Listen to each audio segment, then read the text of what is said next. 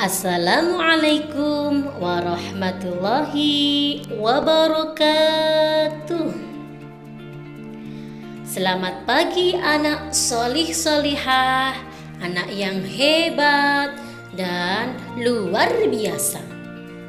Anak-anak, jumpa lagi dengan teman belajar. Bersama teman belajar, anak-anakku kelas 2, mari kita belajar bersama materi pendidikan agama Islam dan budi pekerti. Anak-anak tetap belajar dengan semangat dari rumah meskipun belum bisa bertatap muka dengan bapak dan ibu guru. Anak-anakku yang ibu banggakan, pada kali ini kita akan belajar tentang tema berani.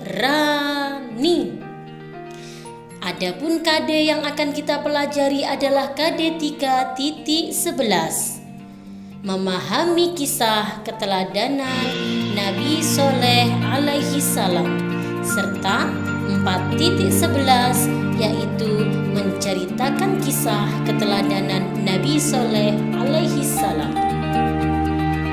Dan tujuan pembelajaran kita adalah supaya peserta didik mampu memahami kisah keteladanan Nabi Soleh alaihi salam, serta peserta didik mampu menceritakan kisah keteladanan Nabi Soleh alaihi salam. Baiklah anak solih solihah, perhatikan dan dengarkan kisah yang akan ibu ceritakan. Sikap berani Nabi Soleh alaihi salam. Nabi Soleh alaihi salam memiliki sikap keberanian yang tinggi. Beliau menunjukkan keberaniannya saat berdakwah di jalan Allah Subhanahu wa ta'ala. Nabi Soleh adalah keturunan Nabi Nuh. Nabi Soleh adalah putra Ubaid bin Samud bin Amir bin Iram bin Sam bin Nuh alaihi salam. Nabi Soleh alaihi salam diutus ke tengah-tengah kaum Samud yang hidup di bekas reruntuhan kaum Ad. Bangsa Samud lebih pandai dari kaum Ad. Mereka mampu membangun jaringan irigasi yang lebih sempurna untuk lahan perkebunan dan pertanian. Mereka juga membangun tempat tinggal yang jauh lebih megah di bukit-bukit. Mereka hidup makmur dan berlomba-lomba dalam kemegahan. Pada mulanya, Nabi Soleh alaihi salam dihormati kaum Samud karena rendah hati dan ramah. Kemudian beliau mengingatkan kaumnya bahwa yang pantas disembah hanya Allah Subhanahu wa ta'ala yang menciptakan alam semesta dan seisinya.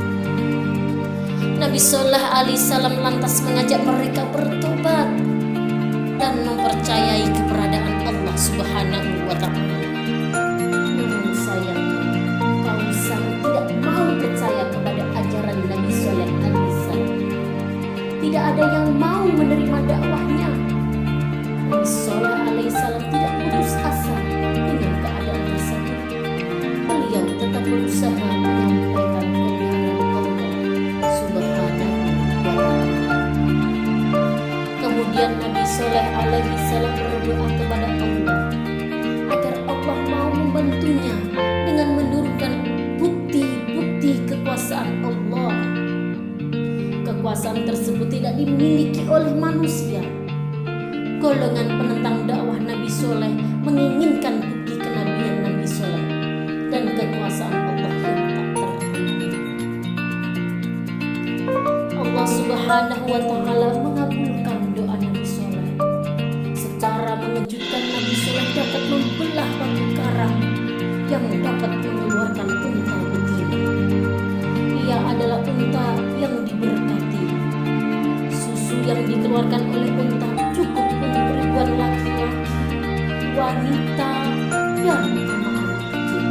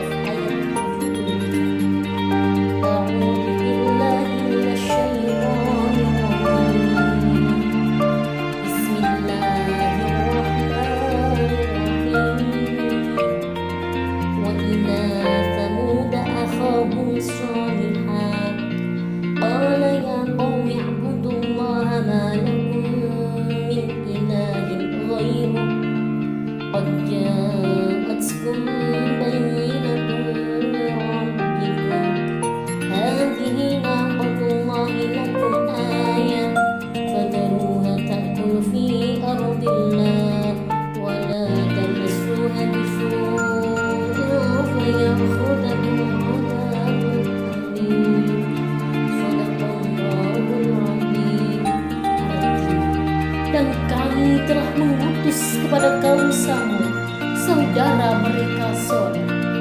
Ia berkata, "Hai kaumku, sembahlah Allah.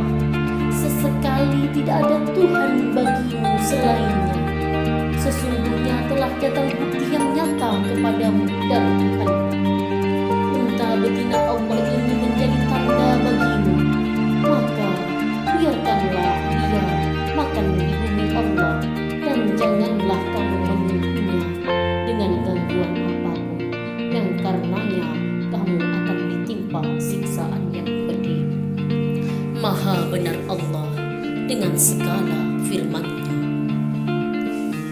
Nabi Shaleh memberi waktu 3 hari agar kaumnya bertobat, tetapi mereka masih tidak mau bertobat. Allah menurunkan azab bagi kaum Samud. Nabi Shaleh memberitahu kaumnya bahwa azab Allah akan menimpa dengan tanda-tanda. Hari pertama apabila mereka bangun, wajah mereka menjadi kuning dan berubah menjadi merah. Hari kedua wajah mereka menjadi hitam. Hari ketiga dan keempat, maka turunlah azab Allah yang pedih. Tetap saja golongan penentang tidak percaya dan berusaha membunuh Nabi Shaleh. Ketika mereka menyelinap ke tempat Nabi Shaleh, Allah menurunkan batu-batu di atas kepala mereka. 1 hari sebelum azab menimpa kaum Samud, Nabi Shaleh bersama para mukminin pengikutnya menuju Ramlah di Palestina, meninggalkan Hijr dan penghuninya. Kaum Samud yang binasa ditimpa halilintar yang dahsyat, beriringan dengan gempa bumi yang mengerikan. Dari kisah tersebut dapat kita ambil hikmahnya bahwa kita tidak boleh ingkar terhadap kekuasaan Allah Subhanahu wa Ta'ala. Sebagian kecil orang melakukan dosa, tetapi semua ikut menanggung azabnya. Sehingga kita harus melakukan amar ma'ruf nahi munkar, yakni mengajak kepada kebaikan dan mencegah kepada kemungkaran. Nabi Shaleh adalah nabi yang berani. Beliau berani memimpin dan menyelesaikan masalah umatnya dengan baik. Itulah kisah tentang keteladanan Nabi Shaleh alaihi salam.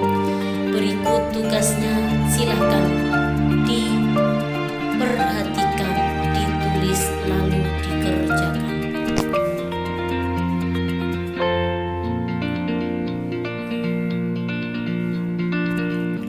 Sekian yang dapat Ibu sampaikan, semoga bermanfaat.